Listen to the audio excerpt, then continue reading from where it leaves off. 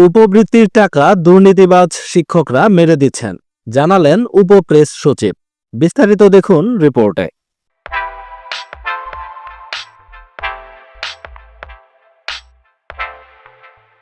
প্রধান উপদেষ্টার উপপ্রেস সচিব মোহাম্মদ আবুল কালাম আজাদ মজুমদার বলেছেন, সরকার স্কুলের ছাত্রীদের উপবৃত্তির টাকা দিচ্ছেন অনেক বছর ধরেই। গ্রামের অনেক সহজ সরল মানুষ এই বিষয়টা জানেই না, আর এর সুযোগ নিচ্ছে কিছু দুর্নীতিবাজ শিক্ষক।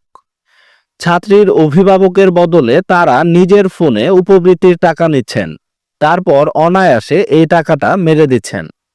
বুধবার নিজের ভেরিফাইড ফেসবুক আইডির এক পোস্টে তিনি কথা বলেন।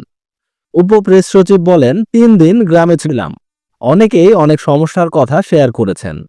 এর মধ্যে এই সমস্যার কথা শুনে রীতিমতো স্তম্ভিত। তিনি বলেন, আমার পাশের গ্রামে একটা বালিকা বিদ্যালয় আছে।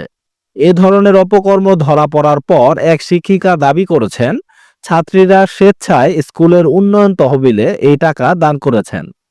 উপজেলা মাধ্যমিক শিক্ষা কর্মকর্তাকে তদন্ত করে ব্যবস্থা নিতে অনুরোধ করে এসেছে।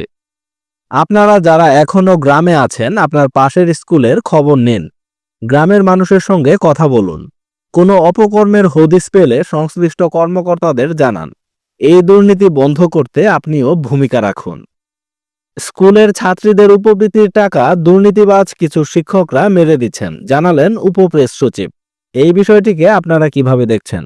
এই বিষয়টি নিয়ে আপনাদের যে কোনো মূল্যবান মন্তব্য ও মতামত অবশ্যই কমেন্টে লিখুন। দেখা হবে নতুন কোনো ভিডিওতে নতুন কোনো গুরুত্বপূর্ণ আপডেট নিউজ নিয়ে। ততক্ষণ পর্যন্ত ভালো থাকুন। আল্লাহ হাফেজ।